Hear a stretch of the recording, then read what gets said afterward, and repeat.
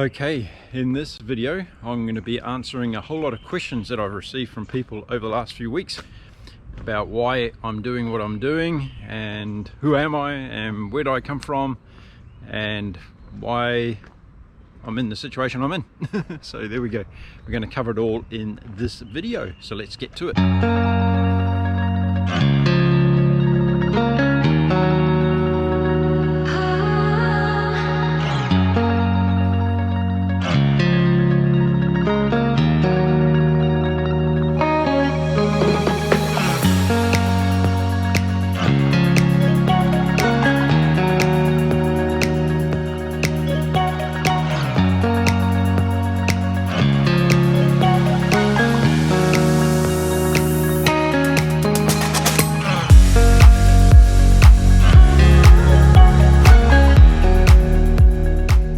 Hi everyone, thanks for checking in on my video today, and if you haven't known already, my name's Mark. I'm a 58-year-old full-time ultra distance runner, and in 6 weeks time I'm going to be running 1,000 miles, the whole length of Great Britain, and I'm going to run from Land's End in the southwest of England right up to the top of Scotland to John O'Groats.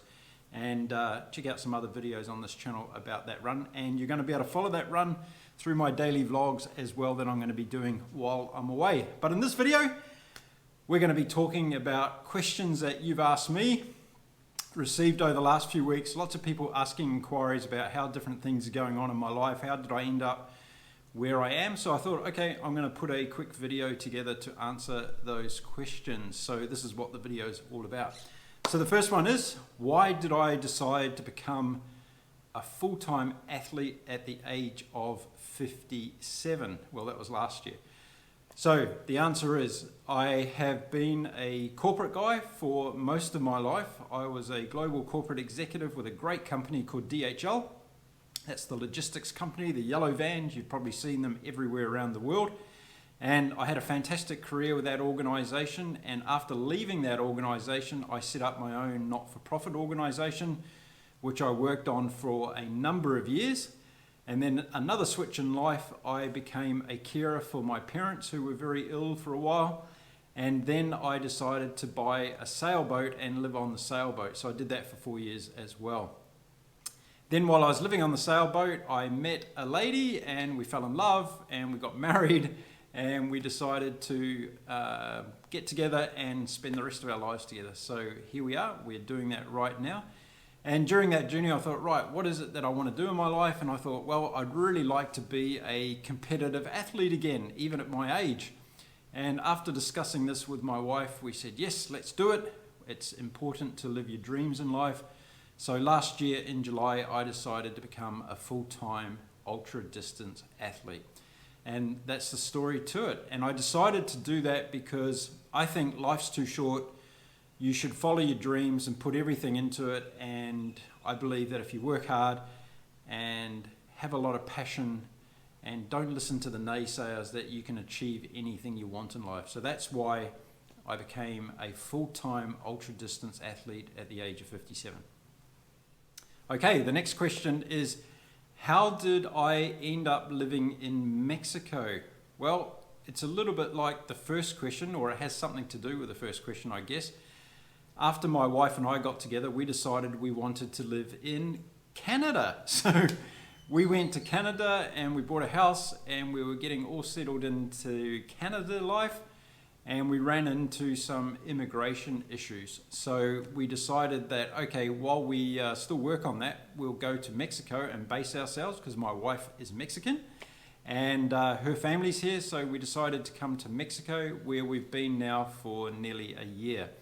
So that's how we ended up in Mexico, and we're in Cancun in Mexico. It's a fantastic place. A lot of people watching this video today have probably been here on a vacation. And if you haven't been to Mexico, then get on a plane and come over here, because it is a fantastic country. The people are absolutely wonderful. You'll have a great time. The food is spectacular. And Mexican Tourism Board, you're welcome. I'm doing your job for you. But that's how I ended up living here in Mexico. A lot of people have sent me questions about my diet. So the next one is, how is my diet going? Well, I've published a number of videos on this channel about my carnivore journey, and I had some challenges around that because I had some predetermined health issues that I was unaware of. So I had to monitor that, I had to be careful. I've done a transition off carnivore for now, although I'm eating predominantly meat and eggs and some other small amounts of carbs. So I'm on a carnivore type diet at the moment. How is it going? Well, it's still not the best, let's say that way. I'm still working things out. And I think the interesting thing about the whole diet journey is that making tweaks here and there gets you ultimately to your optimum level of eating. So I'm still going through that process. As a full-time athlete and doing a lot of running, I've got to get that right. It's a very difficult thing to balance because some days I feel great, other days I feel as though I'm a little bit undernourished. And I'm also living in an extremely hot climate, so the hydration part of my way of eating and looking after my nutrition is really, really important.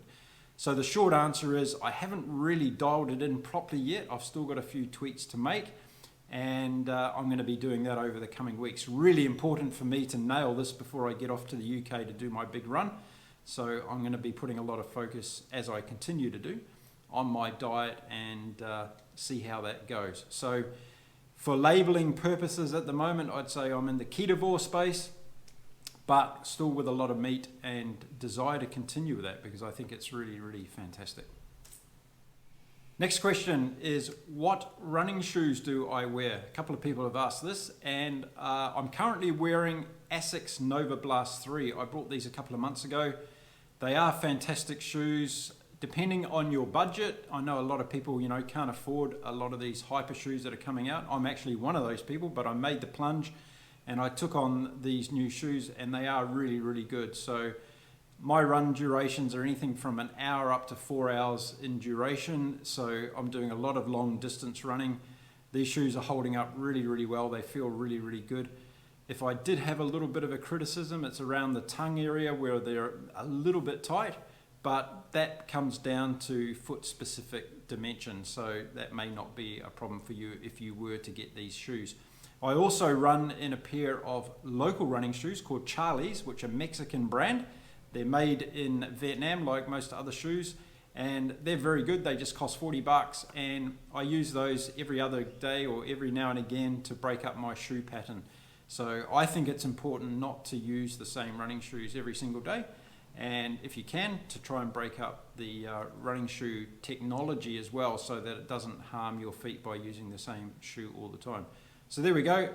Asics Novablast 3 is my chosen shoe, and it's probably the shoe that I'm going to be using to do the run through the UK. I'm going to be using 3 pairs of road shoes, and I'm going to get a pair of trail shoes as well. So there we go. Haven't got any sponsors for that, so those are the shoes that I'm going to be using. Okay, as I said, I'm going to be doing my 1,000 mile run through the UK, and the next question came from somebody who's asked me, what scares me about my upcoming run through the UK?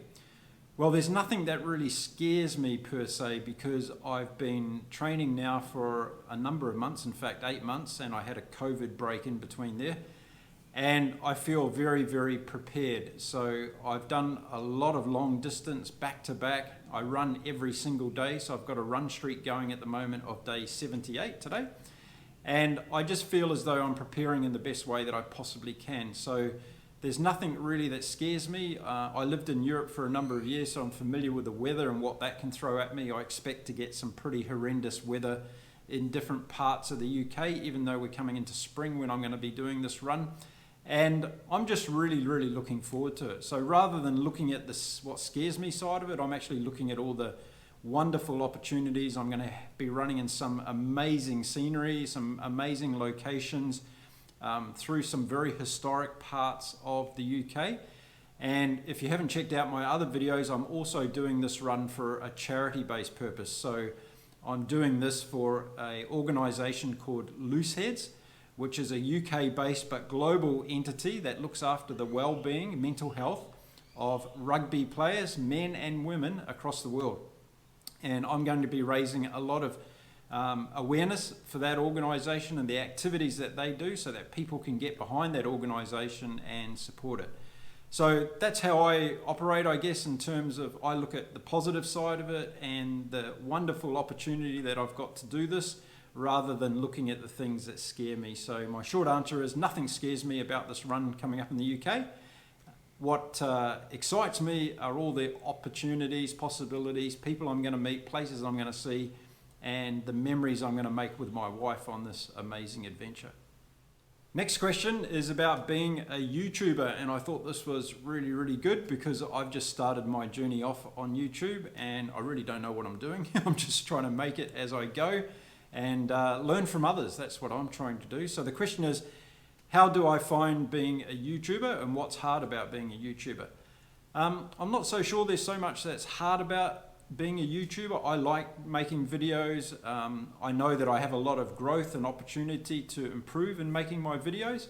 So I spend a lot of hours watching other people's videos, not just people that are in running or sports. I watch a whole diverse range of YouTube videos to learn from people. I've got my favorites, of course, like everybody. I watch a lot of Casey Neistat's videos and I watch a lot of Peter McKinnon, the photographer from Canada, his videos. And yeah, there's little snippets that I pick up all the time. I think what I find hardest is I want to be more of a storyteller on my YouTube videos. So I want to get into telling stories about all the sorts of things that are happening around my journey as I head towards trying to be a world champion at ultra distance running. So for me, it's not just telling stories about running, it's about all the other things that go around it, because I think a lot of people in the world don't understand the life of a full-time athlete, how difficult it is, and all the challenges that come with that. So I want to be better at telling that story on YouTube.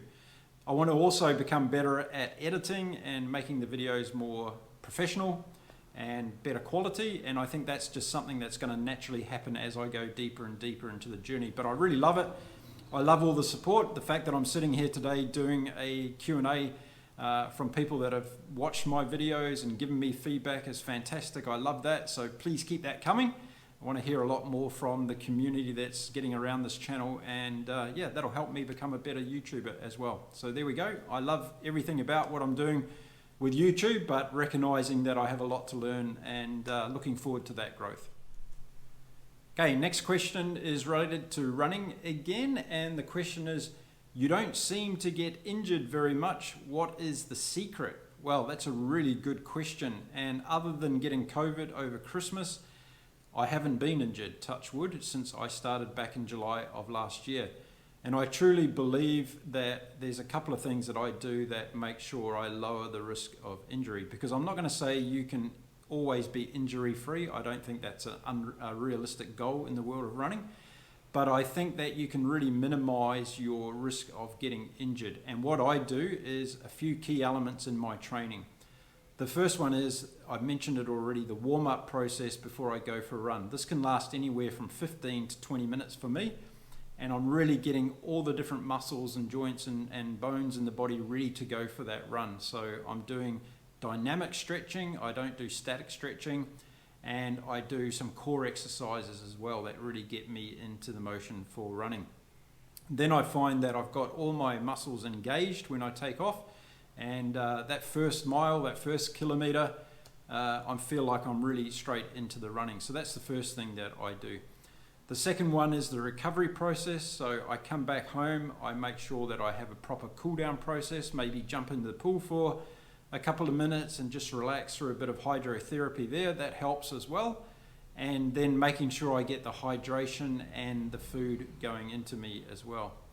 And then the next big one, I think, that really reduces my risk of injury is by training to my heart rate levels and doing the Maffetone method. So if you haven't heard of the Maffetone method, it's basically training in zone 2. So taking your maximum heart rate, or 180 in this case, and subtracting your age, and you're left with the heart rate, your Maffetone heart rate that you should be following. So in my case, it's 122 beats a minute. And I do 95% of my runs at that pace. So it's more or less, for me, it's talking pace. So I can go out for 4 hours and I can basically have a conversation with someone if they're with me for that time of the run.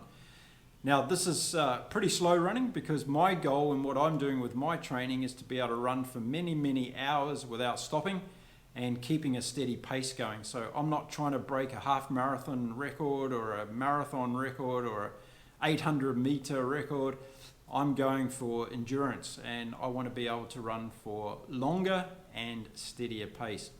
So training in that slow or low heart rate zone for me is very beneficial, and it really helps me recover quickly. So because I run every single day, my recovery days are runs of around about 45 minutes to 1 hour. That's a nice easy run for me, and I feel fresh as a daisy after that. So I don't have any muscle soreness or joint soreness as a result of using the Mathotone method. So I'm a big believer in it. I'm using it for my training and leading up to my goals, and I'm going to continue using it for now because it's working really well for me. So that's how I stay injury free, touch wood, and long may that continue into the future. Okay, the next question is about what are my plans after the UK run? So another really good question. And what I'm doing for the UK run is focusing on supporting Looseheads. I just mentioned earlier in the video, the organisation that's helping rugby players with mental health. And I've now formed a global alliance with Looseheads. So I'm going to be doing other runs around the world, across countries, and all in aid of supporting this organisation of Looseheads. So we do have a plan to do New Zealand at the end of 2023. So I'm going to be running through the entire length of New Zealand. That's over 2,200 kilometres, so another long run. It's going to take me a couple of months, and I'm really excited about going to my home country to run through New Zealand, so I can't wait for that. Plus my wife's never been to New Zealand, so I'm excited to take her and show her my beautiful country, and that's something that's really excited. So for this year, it's the UK and New Zealand. And then I'm sure there's going to be other country opportunities that come up as we explore the relationship with Looseheads, but also some of the other training blocks that I want to do. So my ultimate goal is to be a world champion at the UTMB race in Chamonix in France. And I want to make sure that I'm obviously in locations where my training can be adapted to high altitude and mountain running and trail running. So I'll be sourcing out places that I can go to train. So if you've got any ideas, or you're in places now that are fantastic for trail running and training for those sorts of races, drop me a comment. Love to hear where you are, what you're doing, and get some ideas on where I can go after the UK and New Zealand. But that's my plans for 2023, and in another video I'll let you know about an exciting plan I've got for 2024 that's already on the way of being developed, so more on that later. Okay, next question. How long have I been a runner for? Very good question. I started running again back in July of 2022, last year. So I had a hiatus of about 12 or 13 years where I did little or no running at all. Before that, I was a Ironman triathlete. I had run a lot of marathons and half marathons. I've done one ultra distance race before, and that was in 2010 in Singapore. And before that, I had been always a runner and more of a social runner, not a competitive runner. So I had taken a 12 or 13 year hiatus, and then last year at the age of 57, I really started running again every day, and I've just developed from there. So I feel as though I'm running better now than I ever have in my life. I feel fitter now, almost fitter now than I have been ever in my life, and I can definitely run longer distances at a faster pace than I ever had before. So age is no barrier. If you're sitting watching this video, you're over 50 years old, get out there and do it because you can. And I want to prove to myself, as well as to lots of other people, that regardless of your age, you can get out there and you can accomplish your athletic dreams no matter how old you are. And the body is a really amazing thing. So that's when I started running again. Okay, another good question here, and the question is, what advice have you got for someone who is just starting off running? Well, I think the most important thing in any sport is to enjoy it and treat it as fun. One of the things that I'm not so passionate about these days is the overuse and over-reliance on technology when it comes to sport. These things we put on our wrist which I'm not wearing, which gather all this data and we want to show it with the world and share it with the world, I think is not one of the best things that's happened in the world of sports. That's just my opinion. I think the enjoyment of getting up every day and going and doing some exercise, and if it's running for you or walking, I think that's a fantastic thing. And when you go out and you actually go for a run or you go for a walk, there's so many things going on in the world for us to see and smell and enjoy and interact with. I love running and saying good morning to people or good afternoon. I love running and watching the sunrise and seeing Mother Nature waking up. I love seeing a city wake up around me as I'm going for an early morning run. So I think getting out there and just enjoying the experience, having fun with the experience, is what really you should focus on if you're just starting off on the journey. And then all those other things like getting good shoes and having a watch to time yourself and record your progress. If that's something that's important to you, then by all means go and do it. But don't over focus on that part of it, because for me, running is something you can do for your entire lifetime. And if you've got that enjoyment level and if you just love doing it, then it's going to be something that's going to add a lot of value and benefit to your life. I remember an ultra runner used to say to me when I first got into this, he said, if you're not passionate about running, you will not be able to do ultra marathons. And that's so true, because the ultra marathon tests you mentally, physically, and spiritually. And if your spiritual alignment is not tied into the passion of running, then you're going to really, really struggle and maybe not even able to finish a long distance race. So the fact that I've taken on this goal to be an ultra marathon champion, it's because I'm just so passionate about running. The competitive side of it is another side, but I just love getting out there every day and going for a run. I always come home with a smile on my face and feel fantastic about the experience, the way that I've woken up with the day, with the universe. And for me, it's just a wonderful, wonderful thing to do. So if you start off your journey with that kind of sentiment and go out there just to enjoy the experience, and you don't have to run for an hour or 2 hours to 3 hours to do that, you can get that from 15 or 20 minutes and just build up nice and slowly. And that would be the second piece of advice that I would give anybody that's starting off in the running world today. Start slowly and progress slowly. Your body will tell you if you're pushing too hard, if you're overdoing it, if you're tired, if you burn out. Just listen to your body. And that's another reason, going back to the question I was asked earlier about injuries, I haven't got injured because I listen to my body, I slow down, I do the things a little bit shorter if I have a long day and I've got a little bit of tightness. Listening to your body is the key. So you'll enjoy your running a lot more if you listen to your body, if you take it gradually as far as your development goes, and if you just get out there and enjoy it. That's probably the best piece of advice that I can give you. Okay, so there are a list of questions that you have asked me, and I've rightly delivered answers for you today. Now I have a question for you before I finish this video. And the question for you is, what kind of content do you want to see me making on this channel with my journeys to run in different countries around the world, trying different diets and seeing how they work out for me, life in general here in Mexico. I'm going to be going to Canada as well and doing some other travels, so you'll get to see all that here on my channel. But if there's anything specifically that you'd like me to do videos on, please let me know.